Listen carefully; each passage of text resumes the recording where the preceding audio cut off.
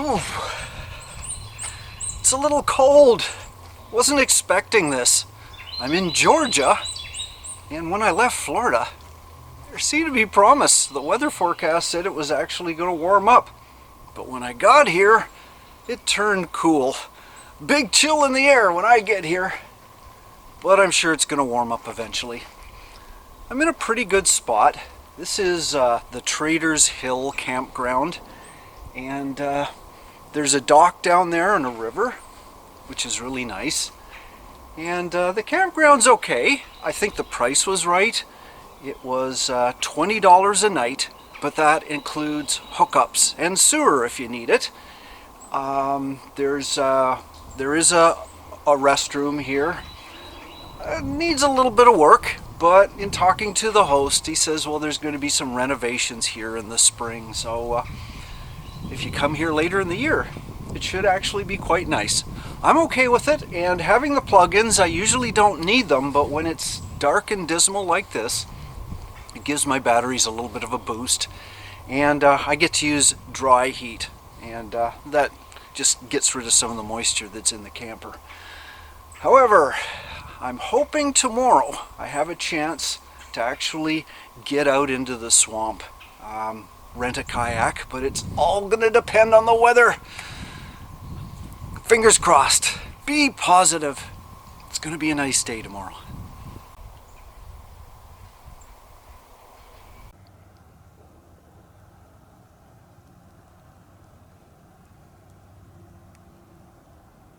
The swamp I'm referring to is the Okefenokee National Wildlife Refuge, which is in southeast Georgia by the Florida border. The section I want to kayak is by the Suwannee Canal Recreational Area. Along with a visitor center, there is also a place to rent kayaks and canoes. I, of course, chose a kayak.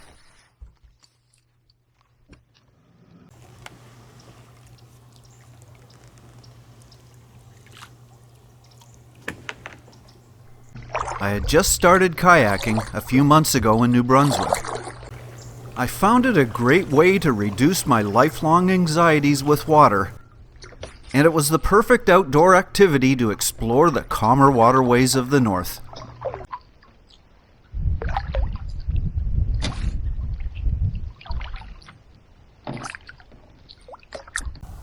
But a southern swamp? That would be a new experience.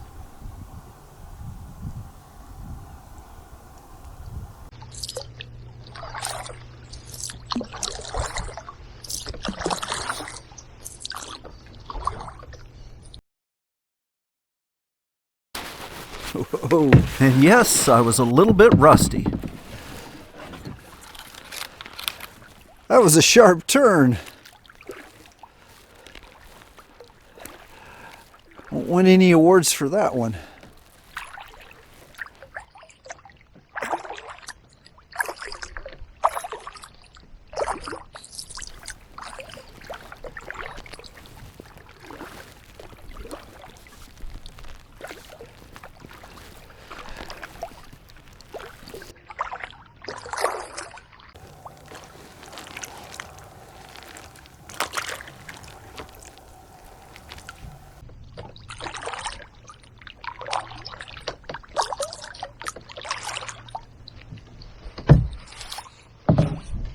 There's a pitcher plant.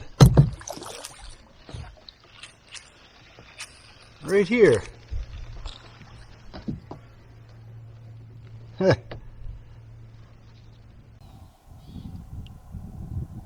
While seeing wildlife from the water instead of the shore, it just made it a little bit more intimate and perhaps even a little less intrusive to the wildlife.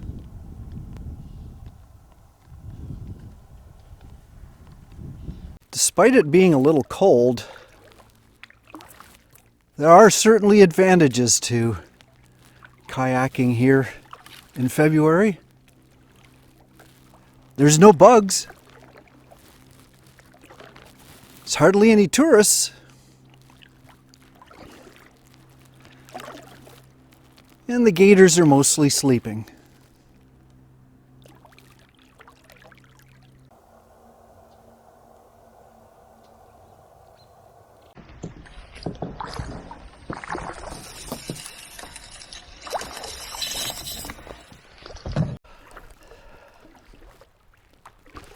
This is so peaceful.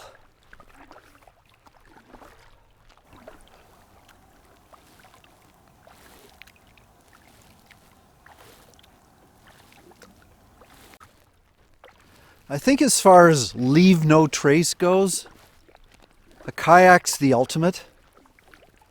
I mean, unlike walking or taking a car or a truck, all you're leaving is ripples.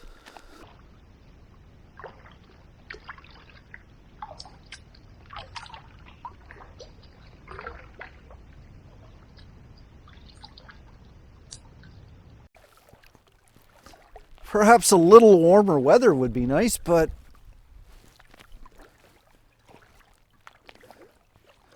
I'm okay. Although I thoroughly enjoyed my little paddle in the swamp, I did feel the experience was incomplete. As I continued to travel south over the next few weeks, the lure of those still waters kept hounding me to return. Perhaps to complete what I started, but at a different time with a different viewpoint. It needed a second chance.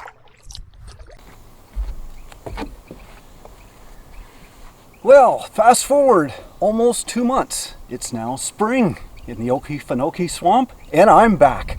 Because when I was here the first time, something was missing. At least 2 things were missing. One of them was simple. It was so cold. Now it's spring, the weather's nice, and things are greener. But the second thing was also an essential. Share it with a friend.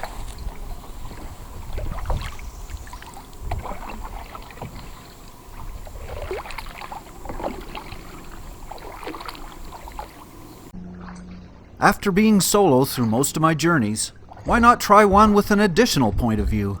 So let me introduce you to Caroline. I didn't know that kayaking in a swamp can be this still and peaceful. I mean, look at the water. It's a mirror surface. This is incredible.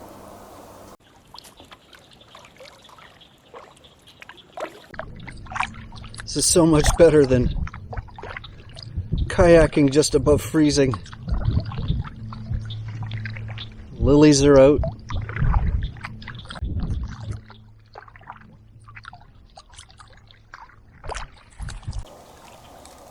It's so amazing out here. So different than being on dry land. It's easy to paddle on smooth waters.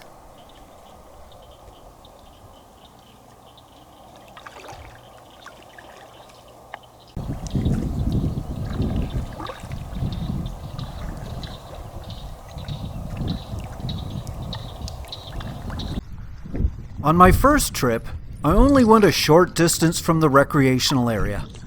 This time, however, I entered the waters in a more remote area called Kingfisher Landing with the goal to spend an entire night in the swamp.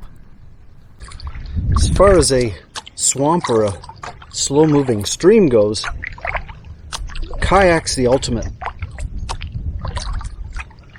It's the only way to really get anywhere, especially the wild parts of a swamp. You can't see much from the shore. You have to get right into it.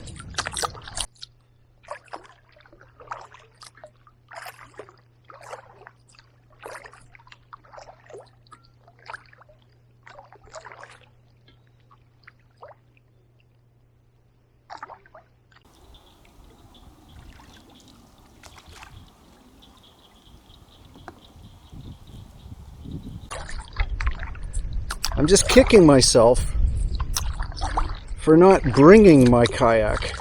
I could have put it on the roof of the Jeep, but I was worried about gas mileage. But what I lost were opportunities. Next time, forget gas mileage. Bring the kayak.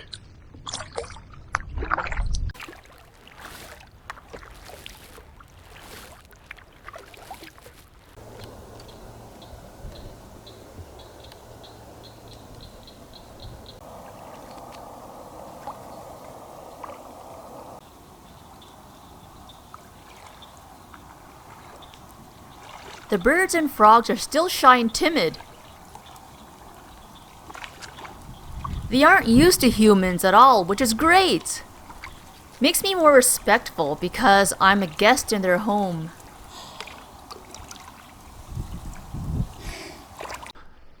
As the channel became narrower, my limited kayaking skills were put to the test.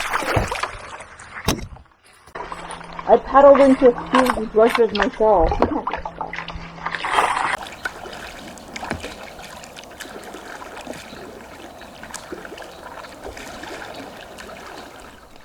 It was like being swallowed by the swamp itself, and with the bushes so thick, who knows what might lurk in them.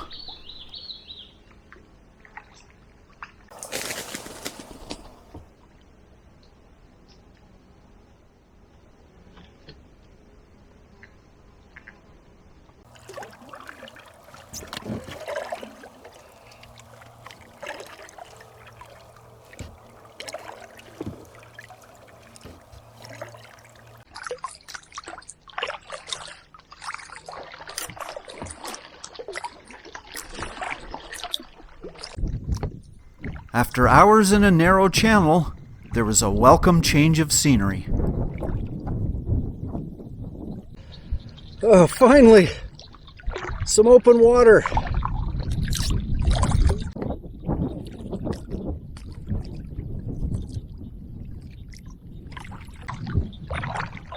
Seven and a half miles of kayaking.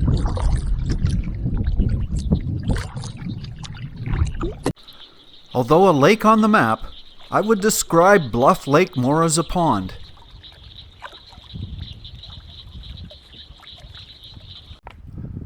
That sign marked a passage to the canoe shelter.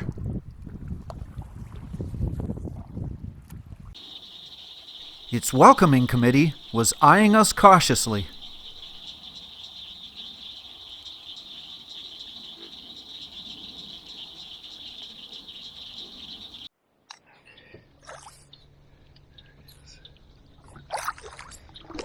Up ahead were two welcome sights.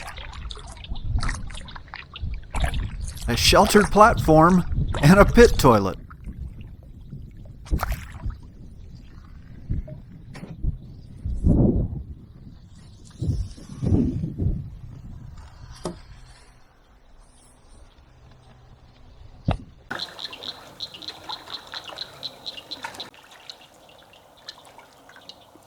All right, You made it. I made it. Oops. After a long time sitting in a kayak, it takes a while to get your land legs again.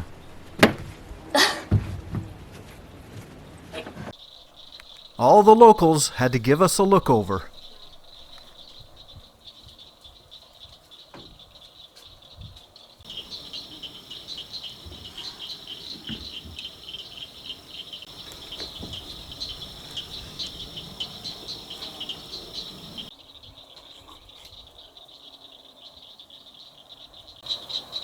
Including this carpenter bee.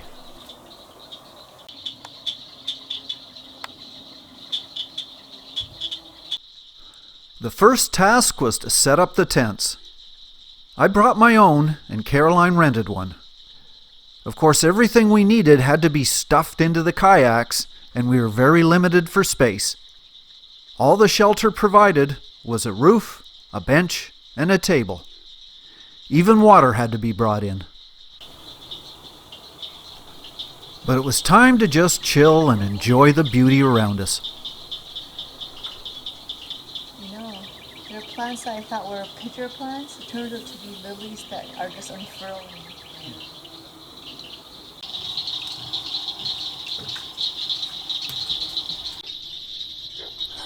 The croaking and growling was about to start. The croaking was from the frogs, but the growling was from our stomachs. Well, for me, it's noodles. Same here. I have Maruchan Fire Yakisoba. Looks edible to me. Time to add that spicy beef.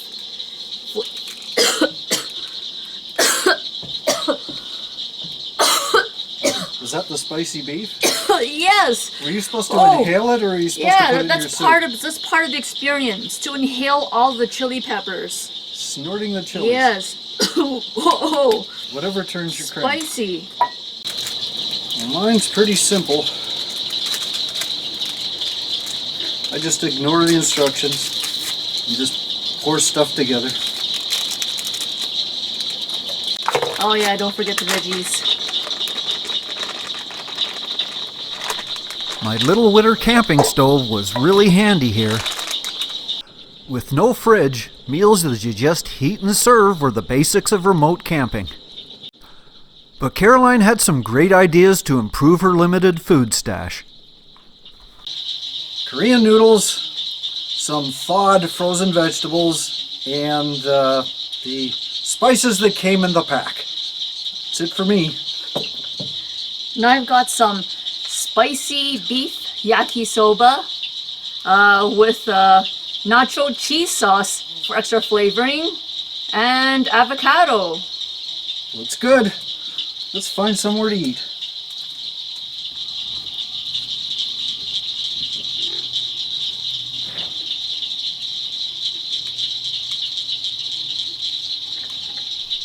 And what's better for your dining pleasure than a full moon rising from the swamp?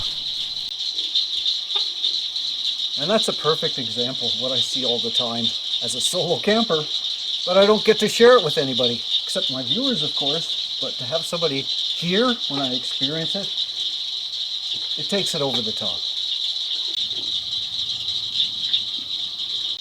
And the perfect soundtrack? A chorus of 1,000 frogs.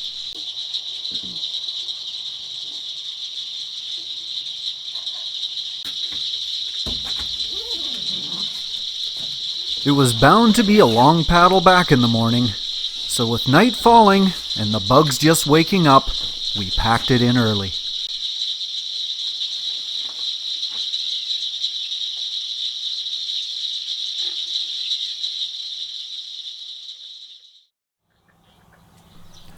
The next day arrived in a mist.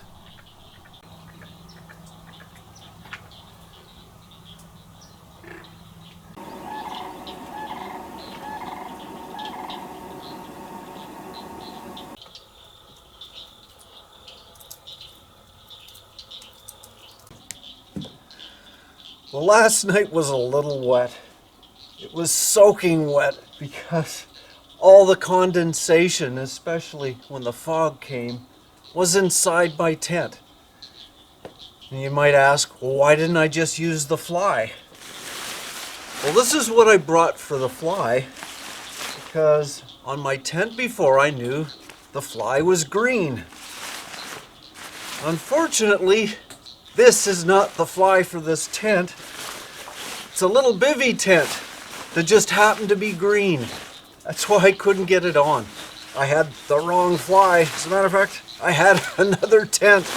So I just got soaking wet last night. Always check your equipment twice before you go camping.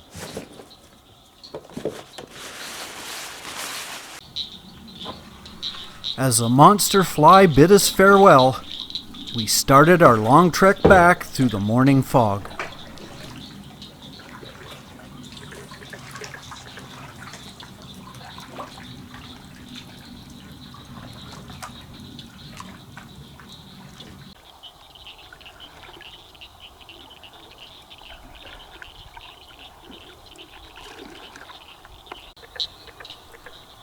The dew-laden spiderwebs waved us goodbye, like handkerchiefs of forlorn maidens.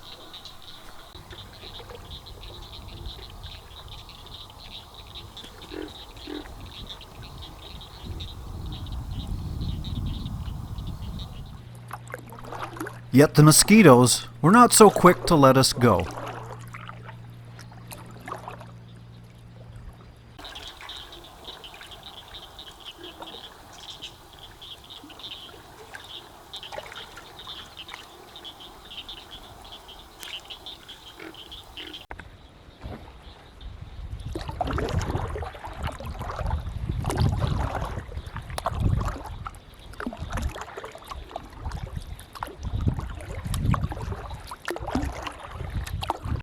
Well, along with the don't know if it's going to be rainy or sunny or cloudy or hot or cold, there's the other issue you have to contend with. What if you have to pee? This is 4 hours of kayaking, and there is absolutely nowhere to just pull over. It's all swamp, it's all mud. You'd be up to your knees if you had to get out. So, how do you take a break? It's not easy. As for Caroline, seems she had some challenges as well. Such as when the next night's canoe group passed on by. Hello. Hello. How are you? Wonderful. Beautiful day. Oh, it's hot. It was a breeze earlier. Oh my God. It opens up and it gets really, really sunny out there. Oh, let me try to get out of the way. Okay. Sorry, folks. You're good. Okay, let me try to go to this channel here.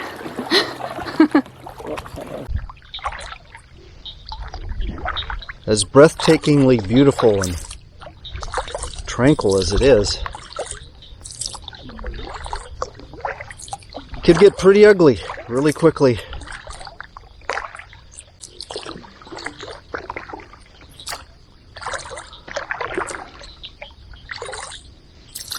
All it would take is one small mistake, and you're kind of on your own. So you really have to be prepared. I made some dumb errors. Fortunately, they were small ones so far.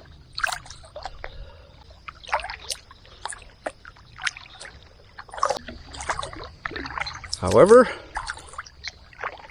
I'm still here. I'm still enjoying it.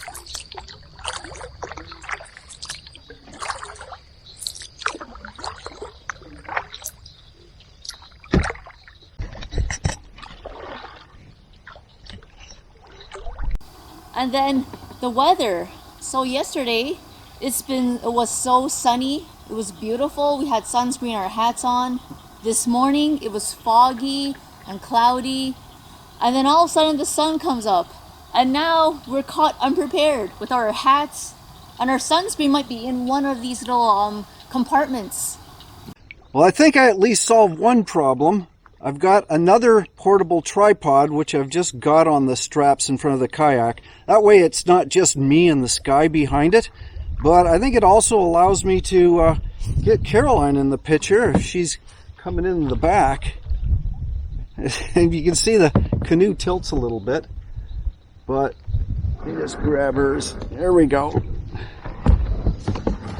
And the other good thing is we're both able to solve both of our problems because we managed to get the hats and the sunscreen.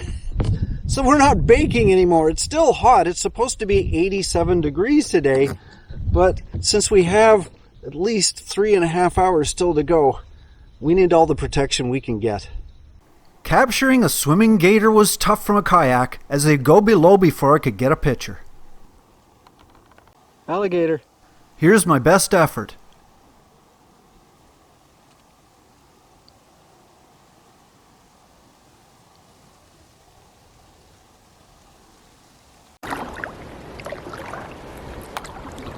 This is the home stretch and only a mile to go.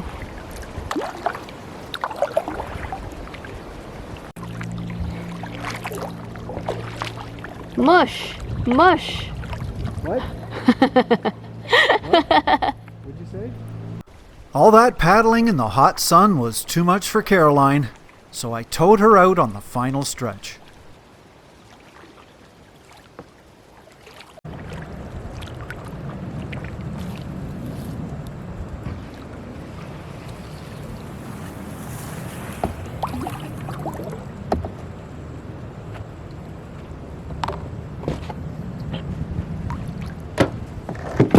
Bonk.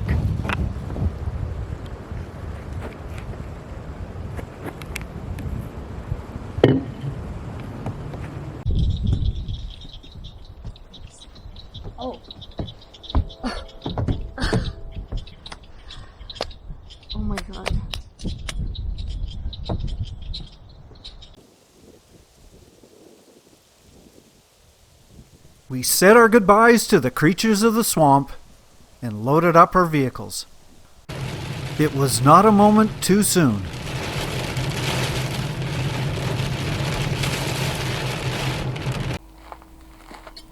Oh, so thirsty.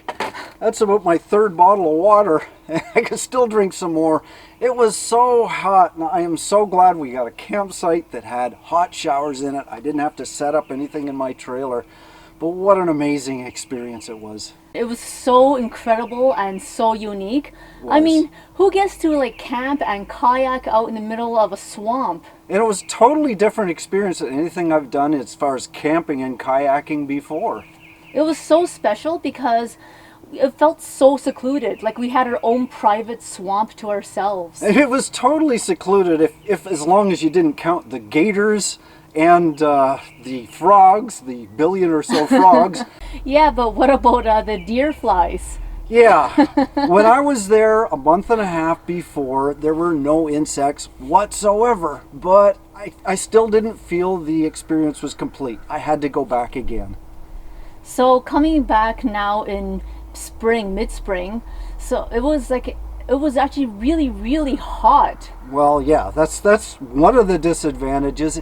And like, how do you get prepared? You can only bring what you've got. You can put in a kayak, so you can't bring several layers of clothing and all that. You really don't know. I mean, we checked the weather reports, and so we knew it was going to be hot, but I didn't know it was going to be that hot. Felt like we're kayaking to the surface of the sun, but I'm so glad it didn't rain. Oh boy. And it rained that night about 2 hours after we finished, and it was a torrential rain. I just couldn't imagine what it would be like for somebody to be trapped, especially in between, because the distance was incredible. 7.5 miles one way in a kayak, and it wasn't like any other kayaking trip I ever took before, because I've gone on rivers that have banks and lakes that have banks. This had no banks. There was no opportunity whatsoever in between to get out of your canoe and stretch your legs or something else. Yeah, I mean, as a woman, going to the washroom would be really difficult in a kayak. So I had to think really hard about what I ate and what I drank before I even stepped foot in one. And because it was a rental canoe, they were kind of hard on the bum, you know what I mean? Yeah, I do know what you mean. Now, I know everybody thinks, why on earth would you want to camp in the swamp? It's stinking, everything's rotting, it's so remote. But I found it was so incredibly diverse as far as the ecosystem goes. And there's so much color.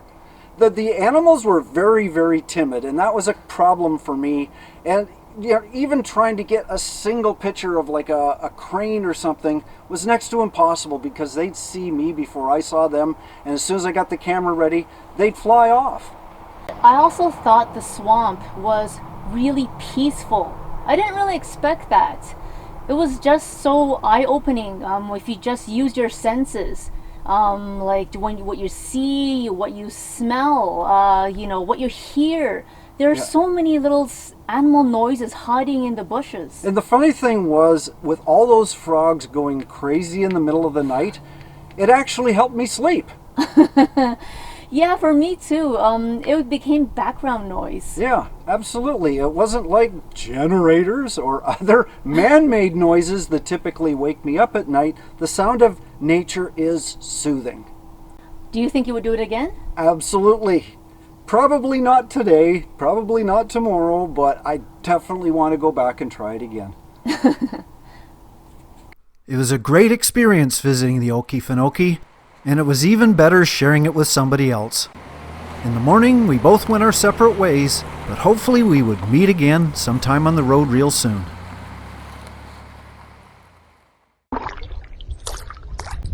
I hope you enjoyed this video, and please check out my others as well.